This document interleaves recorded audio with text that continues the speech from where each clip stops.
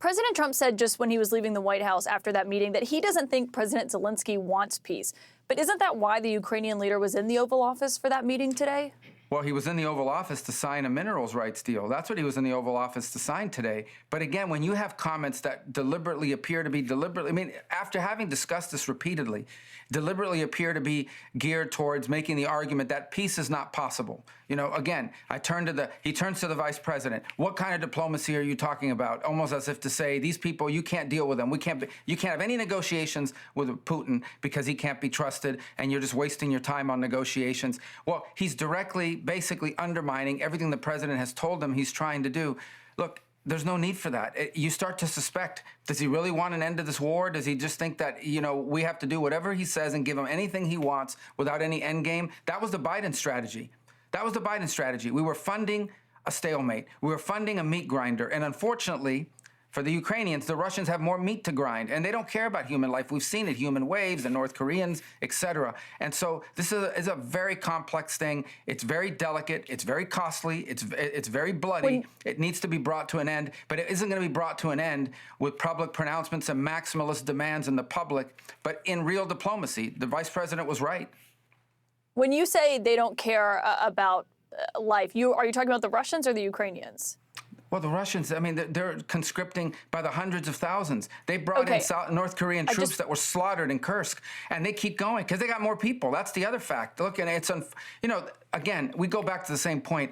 I'm not going to fall into this trap of the who's bad and who's evil. People can make those conclusions. People have seen how this narrative has played out and where we are today and how this all started and so forth. The point now is it has to end. And the way it ends is you get people to a negotiating table, and the president, who's the ultimate deal maker, knows you don't get people to a negotiating table when you're calling them names and you're accusing them of things, because at the end of the day, this is not a political campaign, okay? This is high-stakes international diplomacy and an effort to bring about an end to a very, very dangerous war.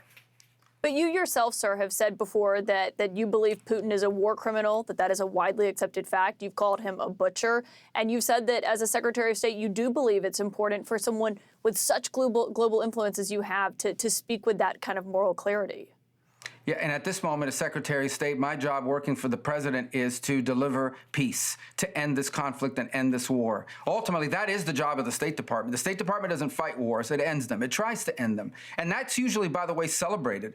I mean, throughout history, I've watched presidents that bring about an end to wars and conflicts, and people celebrate that. They applaud it. I think we should be very proud and happy that we have a president whose prime objective is not to get into wars, but to prevent wars and to get out of wars. That is a very noble, laudable goal. Everyone should be applauding it, and he should be given the space to do that, not undermined by demands that he call Putin names or that we say things that impede the ability to conduct real diplomacy, as the vice president said today.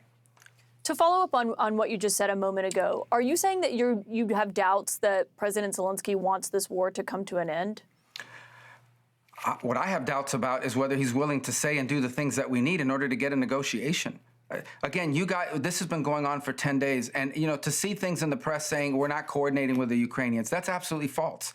Over the last 10 days, the Ukrainians have met with the Secretary of Commerce, the Secretary of State, the Vice President of the United States, had a phone call with President Trump, and he was in the Oval Office today. I've talked to the foreign minister of Ukraine 3 times in the last 10 days.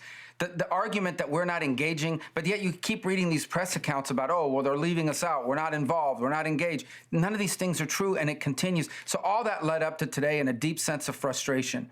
And my hope is that this all can be reset and maturity can kick in and some pragmatism, because this war tonight, people will die in Ukraine. Tonight, people will die in this conflict. We're trying to bring an end to this conflict, which is unsustainable. It's an unsustainable, bloody war that has to come to an end. And right now, the only leader in the world that can even have a chance of bringing about an end to this is named President Donald Trump. And we need to give him the opportunity to try and do that. And when you see efforts to impede it, when you tell someone, don't say, let's not talk about these things, let's not go in this direction because it makes it harder for us to engage, and they insist on doing it anyways, you start to wonder. You start to wonder. I don't like to impugn people's motives, but you start to wonder what's behind it. So, look, again, let's hope that this can be salvaged, but I'm not sure after today.